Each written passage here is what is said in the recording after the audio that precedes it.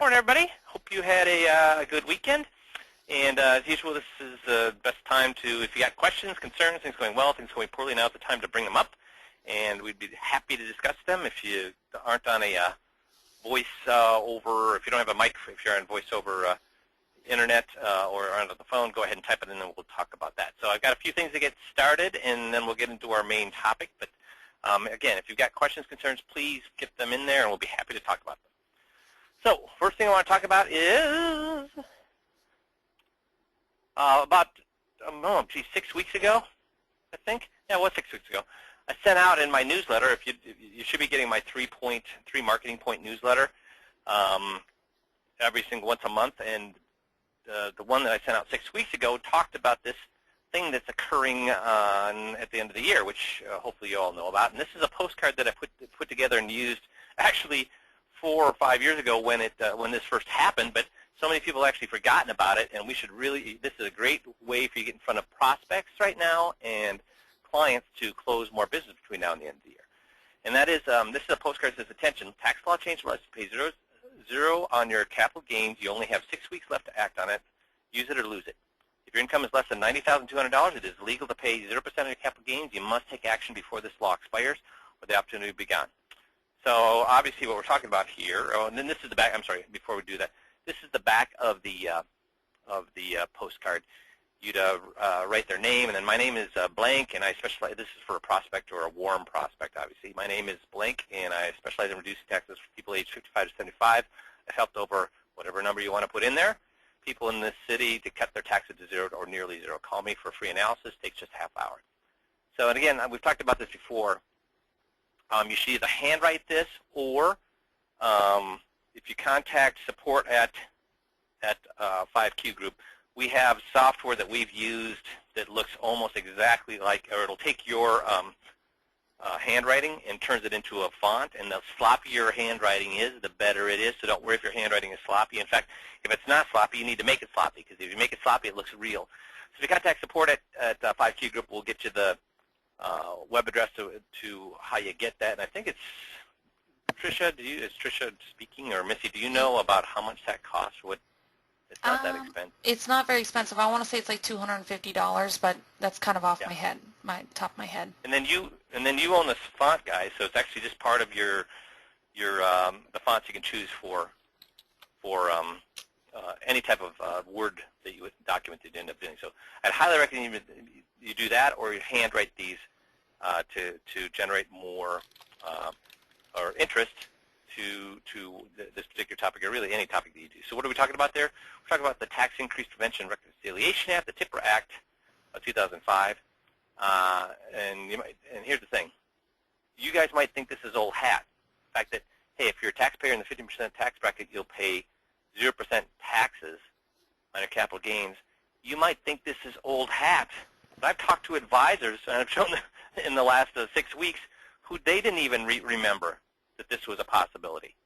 So if they don't remember it, you know your competitors don't remember it, and you certainly know your clients don't remember it. And what's happened, guys, what happened over the last 2 years to the stock market? What's happened to the stock market the last 2 years? It's gone up significantly. So do you think people have capital gains? And they obviously do. This is a way for you to look like a hero. So who is this? Well, for example, with couples, if they have made less than $90,200, because that's what it would be, including their standardized deductions and exemptions, if they make less than $90,200 this year, they'll be in the 15% tax bracket, which means they can basically sell all of their securities with gains and then rebuy them 31 days later, and you just saved them tons of taxes. So make sure that if you're not doing anything in the next couple of months, that absolutely at least do this with your clients and your warm prospects at the very least. At the very least. And if you don't have the postcard, email support at 5Q Group and we'll get it to you again. But that's a good reason for you to be thinking about. Read that newsletter I send out once a month. It's got little tidbits in there that will really help you marketing-wise. Dale, yeah, I don't know if you answered that for Dale already, Missy, but yes, everybody who's listening to this phone call should be getting, everybody that's on 5Q Group should be getting this 3-point newsletter. What's it say, Tricia, in the in the subject line? It says, sorry, it actually says 3-Point Marketing Newsletter. Okay, and they get it near the beginning of the month, Missy? Comes out the end of yeah, it varies a little bit, but usually the very end of the previous month or the beginning of the next month. So it's always just 3 things in there that you can use to enhance your practice marketing-wise or business-wise. So please look for that. And yeah, this one came out 6 weeks ago, so you've been working on it. But you know, we've just ended September and October. So make sure that if you don't have anything going on in the next couple of months or the next 6 weeks, this is a perfect thing to get that conversation going, okay? And so Dale, any questions on that before we go? Yeah, go ahead. I was just going to say, and Dale, I'll check on if you aren't getting that newsletter, and I'll chat with you here in the meantime too, but you definitely should be getting it. So we'll get that resolved. Thanks. So any other questions, guys, before we go forward on this? Okay. Just one other thing I want to talk about, CFP Standards. Chairman of the Board of CFP Standards and 2 members of the CFP's Board of Disciplinary and Ethics Commission were forced to resign due to, guess why? Ethics violations. So Investment News 1105 this year's Alan Goldfarb resigned amidst allegations of his violations of ethics rules. CFP board is refusing to provide any details. So what's the problem with the CFP board, the chairman of their ethics board, and 2 of the, what's the problem with 2 members of the CFP's Board of Disciplinary and Ethics Commission and the CFP Board of Standards stepping down because of ethics violations? What's the problem with the CFP board refusing to provide any details? Yeah, the fox guarding the hen house. Exactly right, Eric. So the real thing, hey, people make mistakes. We know that people are human. But what happens when the actual entity refuses to release those things to the public? That's Alan Goldfarb. Hey, there are schmucks all over. There are people who are going to be unethical all over the place. Even people who are the head of the ethics board. But here's the thing. What really is telling here is not the fact that Goldfarb did this. It's the fact that the entity itself, the CFP organization, is not being what? Forthright with what happened here. That's the real problem. And then one of the people they interviewed said the CFP holds itself up as the gold standard in the industry, but they can't even keep their own house in order. And it's astonishing that these guys won't come forward and tell us what happened. I mean, that's the real problem. I think it's astonishing that these guys won't come forward and tell us what happened. Yeah, they feel they're above the rules. Exactly, Dale. And remember, we talked about this 3 months ago with the chairman of NAPA, the National Association of NAPA, which is the fee-only organization. Their chairman got hit with similar allegations. So what's the point with this, guys? What's the point? I'm bringing it up here with the fact that the CFP, the people who are supposed to be in charge of CFP ethics are resigning because they're doing have ethical problems. And the NAPA, who also holds himself up, we're fee-only, so we're obviously more ethical than everybody else out there, the chairman gets hit with ethical violations, and he was actually the 2nd chairman in 5 years to have to leave that organization because of that. So what is my point here? Help me out, Dale. You say subjugation. What does that mean? What do you mean? How does that apply? Give me a little bit better on what you're thinking. Because I agree with you, but help me better. Control, yeah? I guess I agree with that, Dale. Here's my point. Does it really matter if you're a CFP or a chartered financial life underwriter or whether you're an insurance only or a registered rep or an RIA? Do any of those things matter? No, they don't, Eric. Why don't they matter? What matters is what? You. And think about what we do with what's inside exactly. So think about what we do for our clients. All the things that we look at, everything from the survivor's guide all the way down to their beneficiaries and umbrella liability insurance. You guys have been doing this long enough now. How many times are you running across other advisors that have done all these things? Are you running, how often? Now, keep in mind, I've been teaching this for 12 years to hundreds of advisors, and yet how often do you find that people are doing the things that you do? They're not.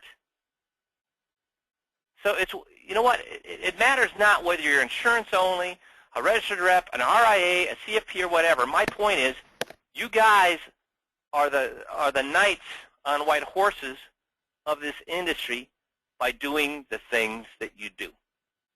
So keep at it, and guys, you should have no problem crushing the competition with all that you do. Okay? So we'll get started. Any question? Did any questions come up, Missy, while we were talking there about?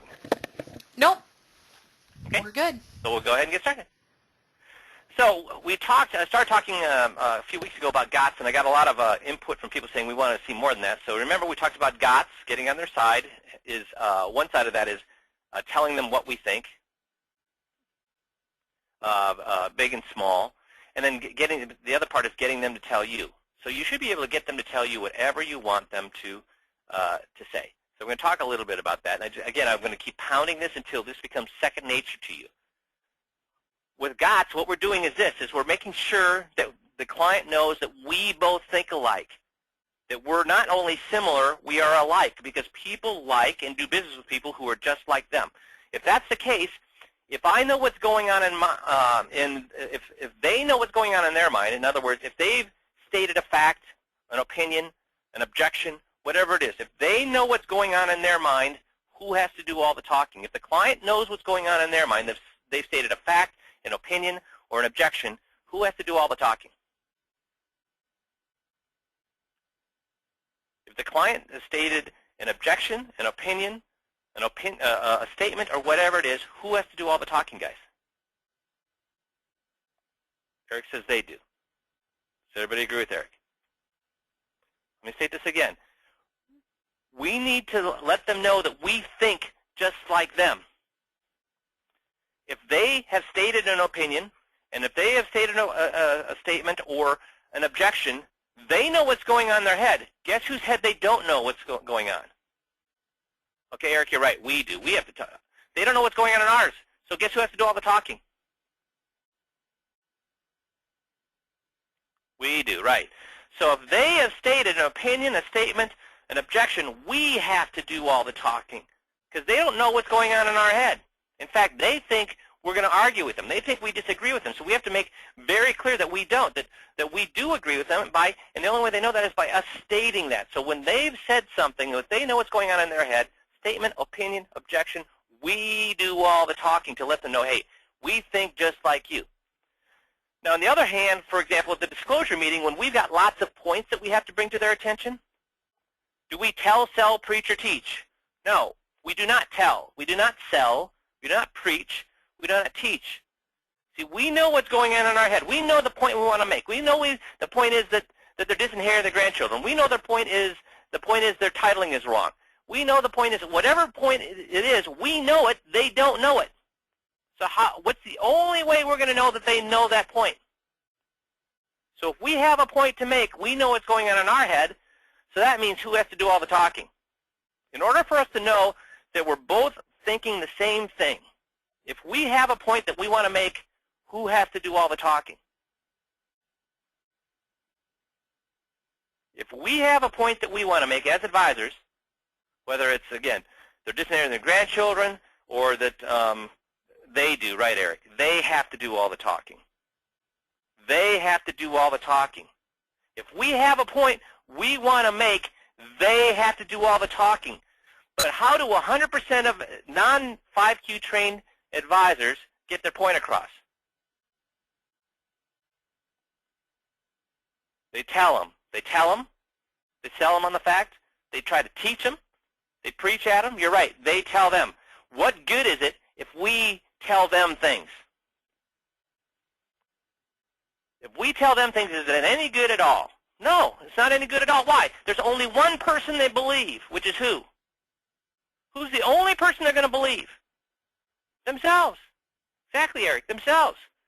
Because anything we tell them, why should they believe, or why don't they believe anything that we tell them? Because I don't believe anything a salesperson tells me. Why don't I believe anything a salesperson tells me? What do I know? Why do I know the salesperson's telling me anything? To sell, yeah, self-serving, to sell me something.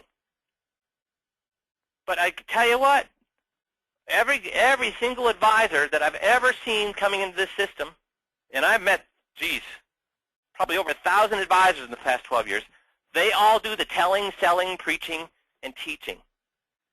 You can't do that. You have to let the client tell you. So we want to talk about how we get them to do that. So getting them to tell you. We're going to continue down that discussion. So as we talked about here a few weeks ago, we get them to tell us in the same way that and again, the reason we're getting them to tell us is so that we know what's going on in their head. We know what their beliefs are. We know what they think are facts. And it's the same way that our teachers, when they went to school, wanted to see if we knew facts. They gave us tests, right? So really what we're doing is giving them a test. And if you remember how tests were set up, the easiest tests were true-false. The second easiest tests were matching, and then fill in the blank, and then multiple choice. And then in the end, they'd always ask you an essay question. And that's the exact same way that we set up our questions with our clients. We start out easy with these, and then we go to the essay, which is our way of determining, do they really get the point we want to make? So we always ask an essay question. So where do you want to start with this? First of all, you need to know very, very specific, very, very, very, very, very, very specifically what you want them to say. So what I mean by that is this, is I need to know what I'm going to grade as an A. I need to know the answer that I will grade as an A on their essay question. And again, what word do we use to get the essay question, guys? What word do we use at the end of every point we're trying to make to ask the essay question? Let's see if somebody can get it. Why? Exactly, Dale. Why? So that's the last question we ask when we're making a point is why. That's the essay question. So I need to know very, very specifically what I want them to say. And I need to know that at the beginning of my conversation. Now, why do I need to know very, very specifically? Because if all they say, let's say that I wanted them to say that there's no liquidity problems with the annuity, and it gives, it does a really good job liquidity-wise for them. Now, first of all, we know that that's one of the big things that they have problems with annuities, right, is liquidity. They're not very liquid. So we know that's going to be a problem, so I don't want them to, what I want them to say is something very, very specific, but I would tell you that most advisors are looking for this from the client. They're looking to say that, yeah, the annuity has liquidity. So if I hear a client say, yeah, the annuity has liquidity, is that good enough, guys?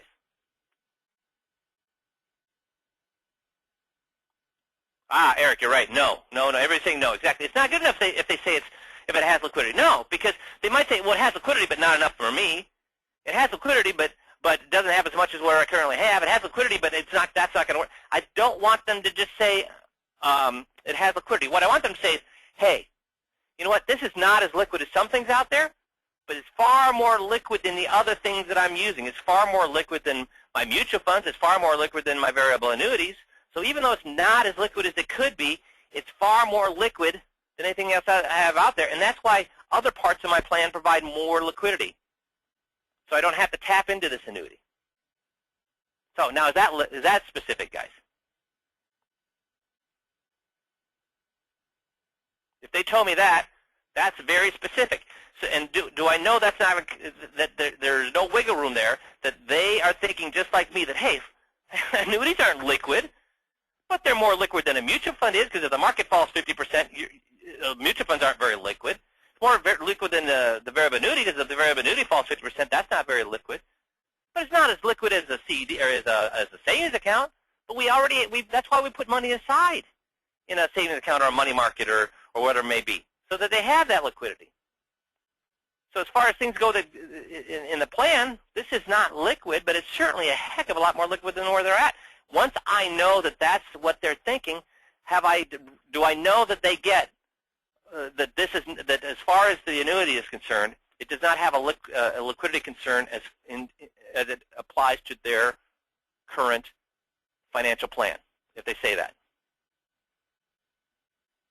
Yeah, I know that they do. They get it.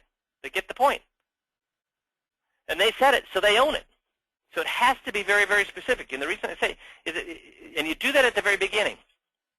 So if you look at this blurred vision here, this vague vision, if you start out vaguely knowing what you want them to say, guess what you're going to get them to say?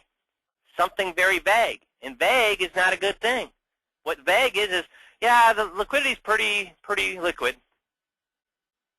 All right, I can see your point that the annuity has some liquidity.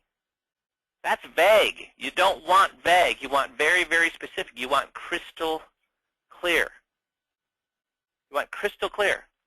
So if I wanted somebody to describe this picture here, this beautiful landscape picture, if I want somebody to describe this, if I start out saying, I want them to tell me that it's a nice sunny day in a pastoral setting.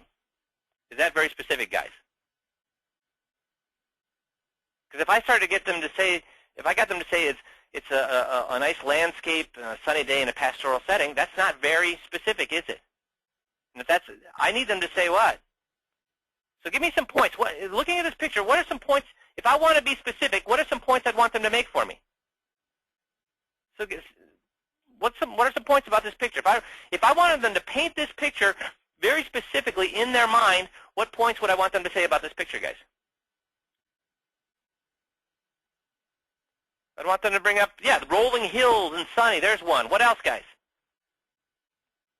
Rolling hills, river running through it, beautiful blue sky, jet. How about puffy clouds with jet entrails? I hope not. With jet trails, a fence, a post and wire fence. So yes, you want it very, very specific. Very specific, because if it's vague, if all I said was pastoral, a beautiful pastoral setting on a sunny day, they could be thinking they could be thinking there's cows in the field. They could think that that there's a barn there. They could think it would not look like this picture at all. But the more specific you describe this picture, and the more specifically they can describe it back, the closer you're going to be to that exact picture, that exact point.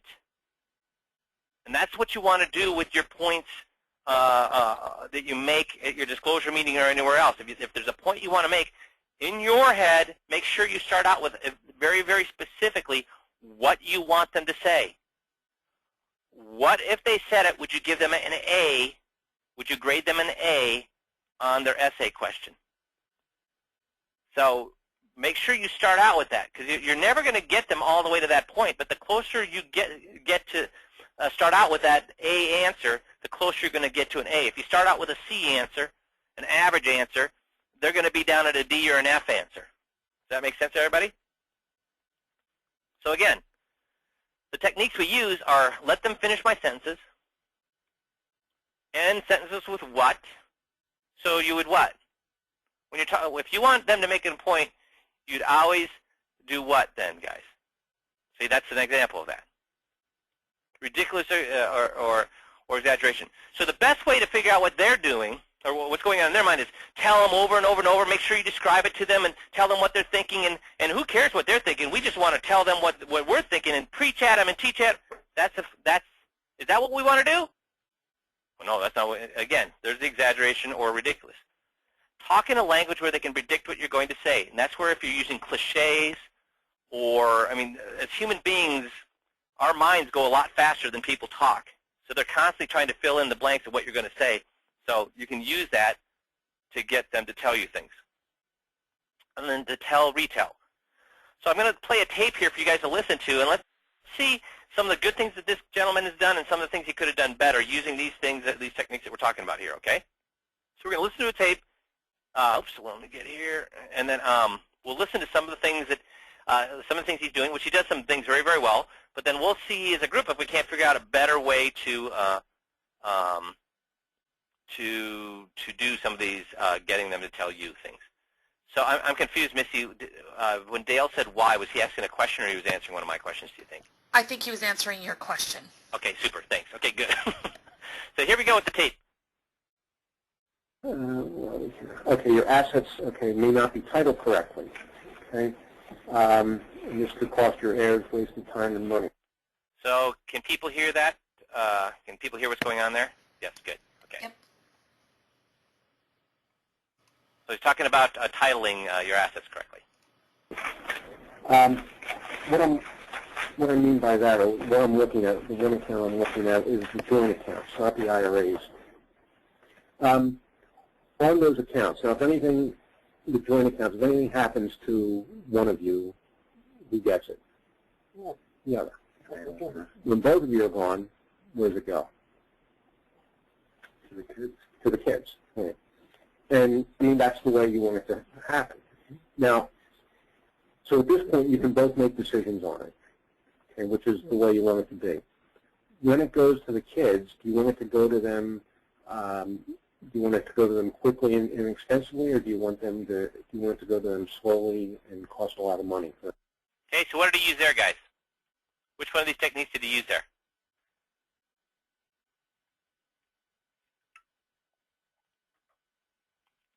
Everybody get it? Okay, I'm going to go back and play it again. Let's go back to right about.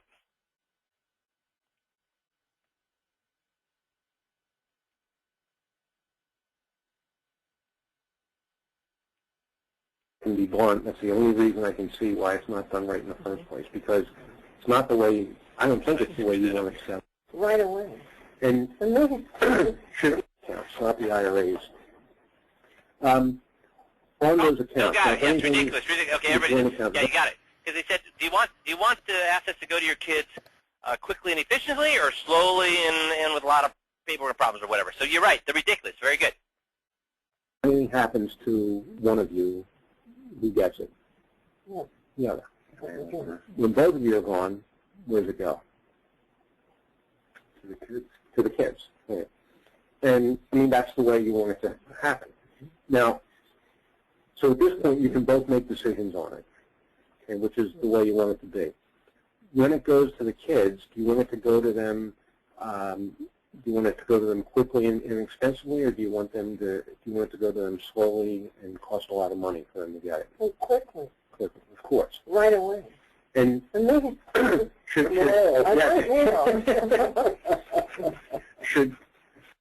So guys, you see, I mean, he's asked like 4 questions here, and how involved are the clients getting?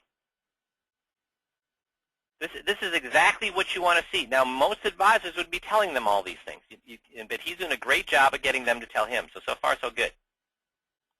Should anybody, I mean, should that be kind of common sense to anybody? Should anybody know that you want to, I mean, would anybody assume, let me ask you this, would anybody assume that you want them to get it in an expensive way and have it take a long time? Yeah, and what's he using there again? Ridiculous all over again, which is fine. It works. I love ridiculous. Because right now, the way it's structured is it would go through probate, which, how long can probate take? Forever. Yeah. Again, did he tell them how long probate lasts, or did he ask them how long probate lasts? Terrific job. Go through probate, number one. And unfortunately, who do you have to call in many times when you're going through probate? What kind of? So far, how's this guy doing?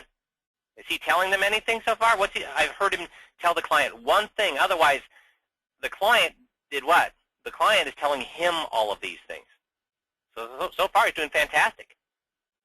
And how many questions has he asked in 1 minute? And he's at 1 minute and 30 seconds we've been listening to this. He's asked 8 questions in 1 minute and a half. And does the client at this point thinking that why is this guy grilling me? Is that how it feels to them? No. So this guy's doing a fantastic job so far. What professional do you have to call in? Yeah. And are they cheap or expensive? Oh, I don't know cheap. Yeah. Never heard of that. I mean, if we don't have a choice, that's okay. But if we have a choice, which will we prefer? Will we prefer the kids not having to go through probate or having to go through probate? Not having to go. Okay. So so far though, all the questions have been. Let's go back to. I'm going to go back up here. Okay. So how is he asking most of these questions so far?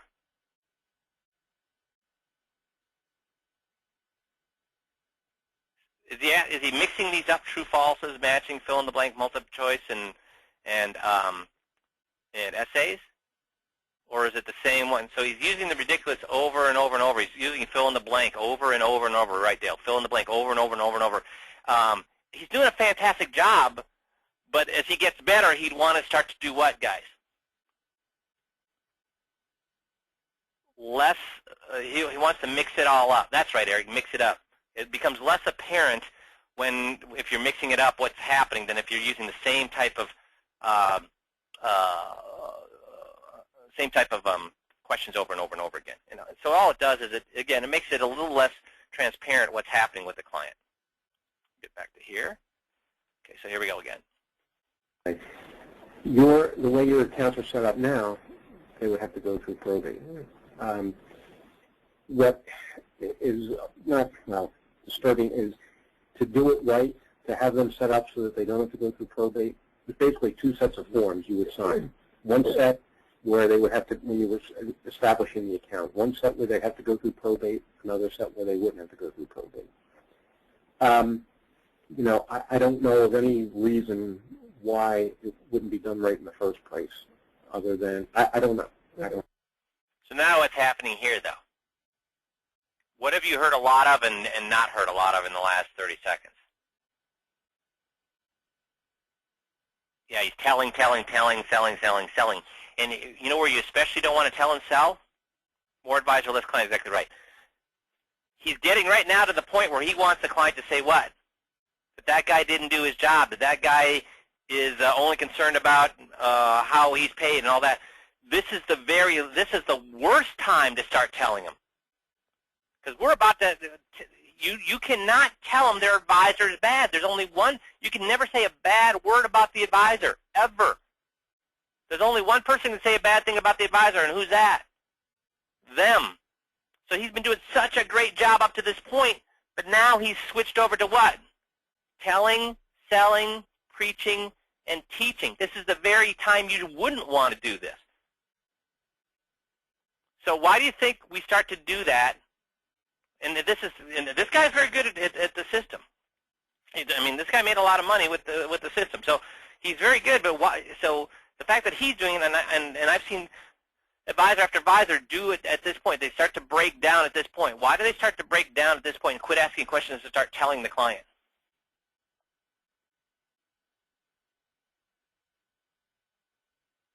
Pressure. The pressure's on. Exactly right, Eric. The pressure's on. And when the pressure's on, we tend to revert to what? See, now I'm ending it.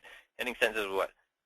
Yeah, hurry up. We need to get, we taste the sale. Exactly. You know, all sorts of things. We want to hurry up and get out of here because a little bit of pressure, fight or flight. Yeah, all those things. Exactly. There we go. But I mean, as I said, if it was a lot more expensive to set it up that way, or I can tell you this, one of the reasons that, well. Do you see what's happening here? Tell. He's telling the client what they need to think. Can never do that. When your accounts go through probate, as you said, it can take a long time. And while the account's going through probate, who still has control of the account? So at least he stopped here and started to get them involved again. Who's still holding the account? The courts or the broker. The broker. Yeah. Oh, so there again. He said, now who's still holding the account? They didn't know what, they was silent. They didn't get what his point was. So he asked again, like, where's the account stay? So he did a good job. He didn't tell them. He asked a question they didn't know, so he rephrased the question. Good job. But then they gave him the wrong answer, so when they gave him the wrong answer, what did he do? Two things wrong. What did he do? So the second time around, he said, well, like, who holds the account? He told them, that's one thing, yeah, and they said, because, again, just to kind of review what happened there, he asked them, who holds the account? They didn't know. He says, well, where's the account stay? And then the gentleman, client, said, well, it stays with the court system. So then he corrected and told Dale, good job. He did two things wrong. Number one is he corrected him, and number two is he told him. Because was he right when he said the courts hold? Because again, this is a high-pressure point, right? Can we agree? We're getting them to say their guy is bad. Is this a high-pressure point or a low-pressure point? High or low? High. So when is it even more important to get on their side? right now at high pressure points. So when the guy said, well, it's still held at the courts, what should the advisor have said at that point? Absolutely. Yeah, you're right, because the probate court will hold the assets. You're absolutely right. Now, does the court itself hold the assets, or who's still managing the assets? Oh, yeah, no, the advisor. Then two things. Number one is a pat on the back, say, absolutely, you're right. The probate system does hold it. The courts do hold it. You're absolutely right. Now, does the court manage those assets, or who continues to manage those assets? And then they say, oh, my advisor will continue to manage. Yeah, you're exactly right. It would be your advisor who would still manage clients. So right there, if handling it that way, do they feel like I'm telling them they're wrong, or did I pat them on the back and say you're absolutely right? And then once I patted them on the back for saying the right answer, then all I did is re-ask the question again in a manner to make them tell me what the true answer, which I was looking for, which is, oh, my guy would still handle the assets. Do you get how the appropriate way to do something like that? And especially, guys, in high-pressure points, that's especially when you do not want to correct them, when you want to get on their side. Now, did I get on their side for 5 minutes there, guys? When they said the court system holds it, did I get on their side for 5 minutes? No, just agree with him, Eric. I agree. I gave him a couple of sentences there. Yeah, you're absolutely right. It would say with the probate court system, because I mean that's what the whole probate system is about. Is holding assets until things are taken care of, until all the I's are dotted and T's are crossed. Now, would they be managing the system or the investments, or who would still be managing the investments? So it was like 2 sentences to get on their side, and then I simply asked the question again to get them to tell me the real answer I was looking for. Does that make sense to everybody? So do you get why tape reviews are so important? Because this guy, if I asked this guy how he was doing, guess how he would say he was doing? Excellent. I'm asking question after question after question after question, but what happened? Where did we find the breakdown? Because if I asked him if he did well, he would have graded himself an A for asking questions. And I would have graded him an A all the way up to what point? The high pressure point. And that's when you cannot break down. You know what? The guys that win, the teams that win Super Bowls are not necessarily the best teams. The golfers that win tournaments are not necessarily the best golfers. That's right. They win, Eric, you're right. They win when the pressure is on. They win when the pressure is on. That's exactly right. They can handle the pressure. So you need to, this guy was doing fantastic, and when the pressure got on, it's starting to break down. Now, keep in mind, this guy still does fantastic and makes a ton of money, but because he does most things right. But if he wants to be perfect, make sure you're perfect when the pressure is on. Does that make sense to everybody? So we'll keep going. And the firm's still making money on it. And I've seen this before, and that's the...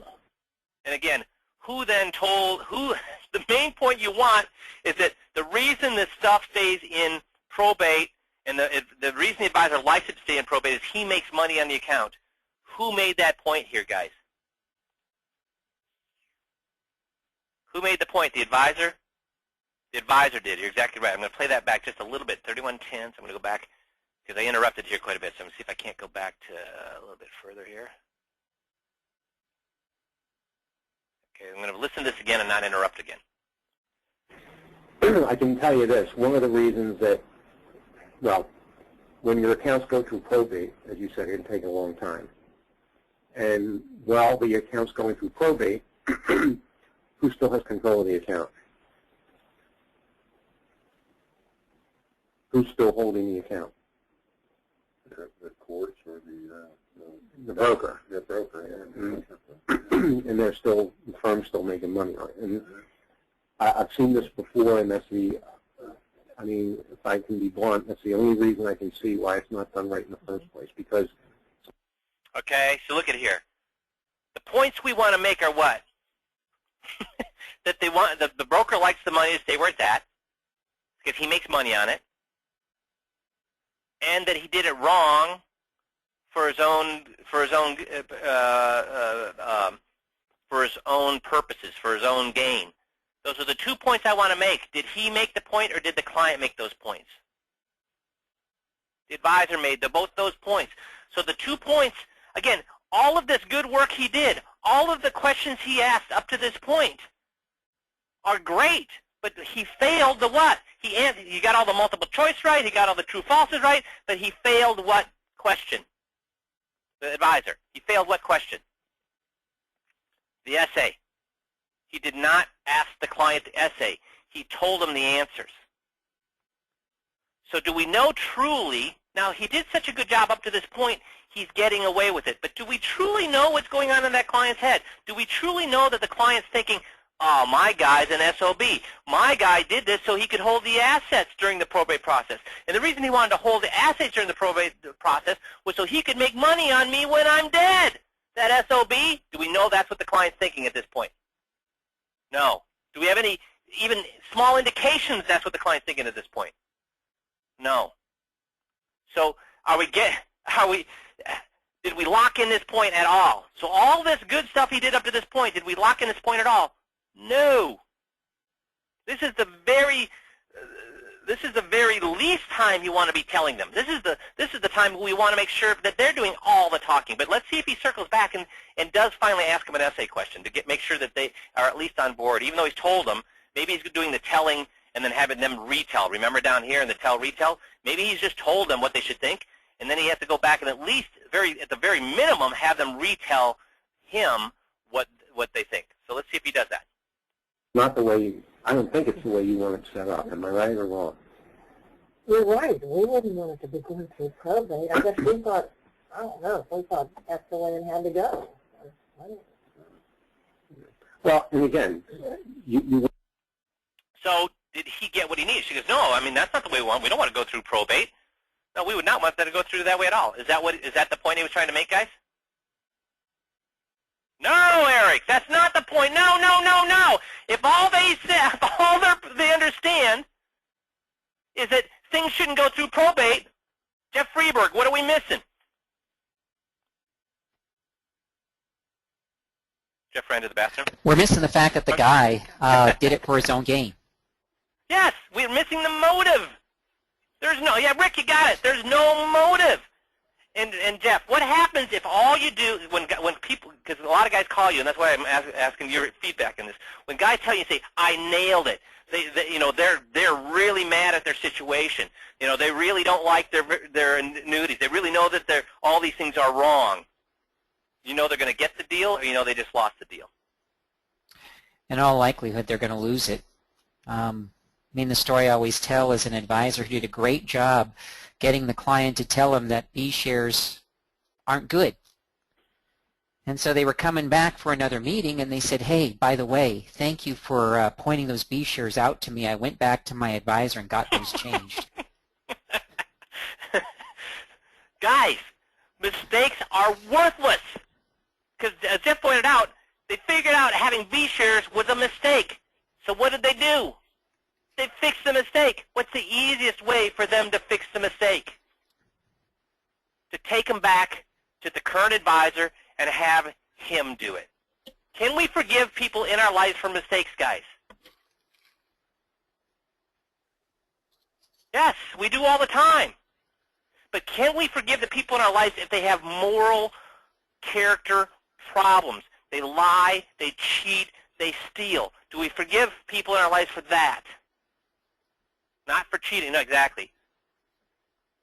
He's missing the motive. Now, he's not done yet. Let's see if I think he's recognized that he didn't get what he wanted, so I'm going to back it up just a few seconds here, and we'll listen to it again. I think he realized it wasn't what he wanted, but let's see if he goes through and then finally gets what he does want.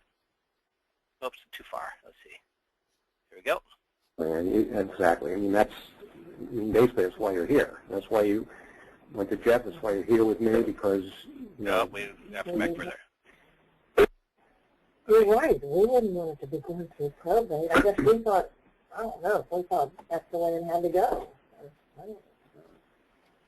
Well, and again, you wouldn't know otherwise. You need, you need to. I don't have that knowledge to know. Exactly, exactly. Basically that's why you're here. That's why you went to Jeff. That's why you're here with me, because, Exactly. So did the advisor think he got what he wanted? the advisor think he got what he wanted when she said, yeah, we don't want our assets to go through probate? Yes, but did he get what he wanted, what he needed? Not even close, did he? And see, that's why you need to tape these meetings, because I reviewed this tape with this guy and said, did you get what you wanted? Yeah, did you get what you wanted? We had to replay this tape about 7 times. And I had to slow it down and finally said, oh, I didn't get what I wanted. But 7 times, even after listening to the tape, he told me he got what he needed. Because I wasn't coaching him at all. I was saying, listen to the tape, tell me if you got what I needed. See, I got what I needed. I said, well, let's listen to it again. Tell me if you get what I needed. I was hinting he didn't get what he needed because I was keep replaying the tape, but I didn't tell him what to look for. We had to play for it 7 times until he finally said, holy cow, I didn't get what I needed. They never told me it was the guy's fault. So, yes, you're exactly right, Eric. You got the problem and not the motivation. You got to get the motivation. So let's keep going. That's something, now again, to fix it, I mean, to do it right in the first place would take a couple of minutes. Mm-hmm. But to fix it, it can be fixed. Take a little longer because you have to have forms to change registrations and things like that. Mm-hmm. But it can be done easily. And the nice part is it doesn't cost anything to do it right the first time or now. It's not like it's going to cost you money to change it now. It won't. Mm-hmm. Okay, so we can take care of that. Okay.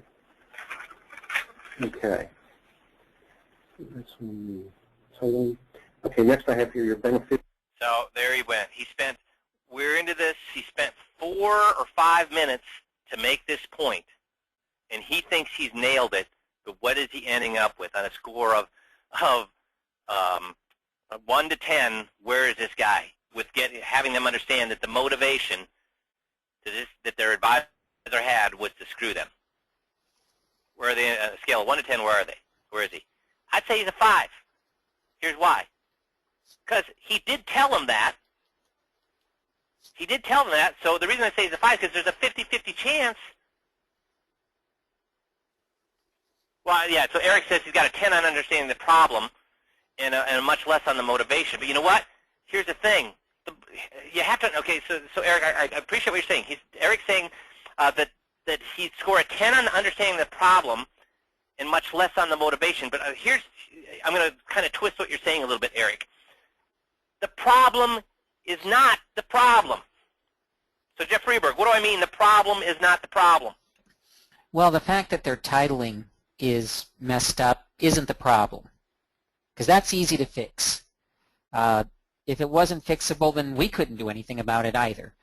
The problem is the guy left it that way so that he could make more money. See, that can't be fixed. The only fix for that is leaving that guy.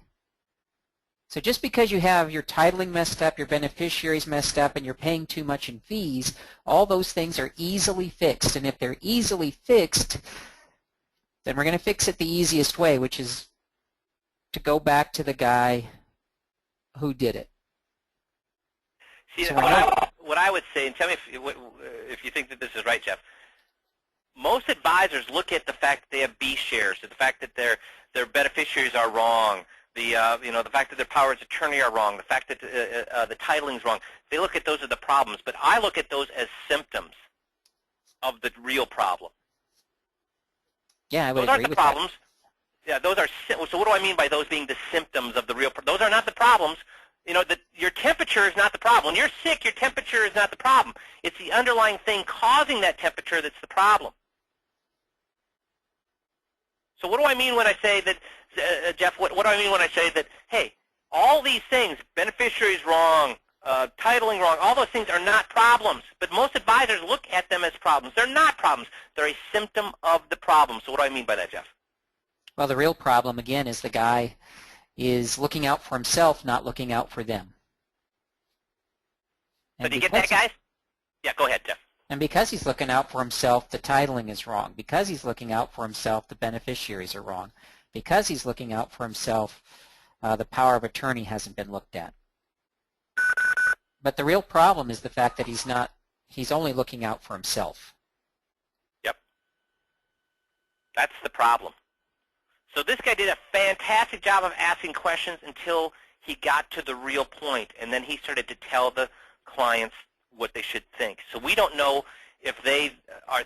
We know that they think that that the symptom is problematic for them, but I don't know if they know what the real problem was, which is that their guy did this to them on purpose because he wanted to keep their money during the probate process. So does that make sense to everybody? Oh, Eric, just so you understand, again, somebody said here that either that or either that or the guy's incompetent. So you're right. When it comes to their other advisor, there's 3 reasons the other advisor could have done something, which is that he didn't know, he didn't care, or he did it on purpose. But can I ask you a question, guys? If your doctor cuts off the wrong, operates on the wrong knee, do you really care if he did it because he didn't know, he didn't care, or he did it on purpose? Does that affect you at all? If your doctor operates on the wrong knee, do you care if it's because he didn't know, didn't care, did it on purpose? I don't really care. He's done. But the fact is, the point we're making here, though, is not the fact of why this guy did it, and I don't care what conclusion the client jumps to. Jeff, do I really care if the client jumps to the conclusion that their guy did it because he didn't know, didn't care, or did it on purpose? No, it as long as they come to one of those 3 conclusions. Right. Because let's say that the weakest one of those is he's incompetent and didn't know. But here's the funny thing. If you go through 18 things that he did wrong because he didn't know that put him in a better position and you in a worse position, pretty soon you aren't thinking that it's because he didn't know anymore. Even if you guys did it the least aggressive way, which is to have them admit that he didn't know, he didn't know, he didn't know.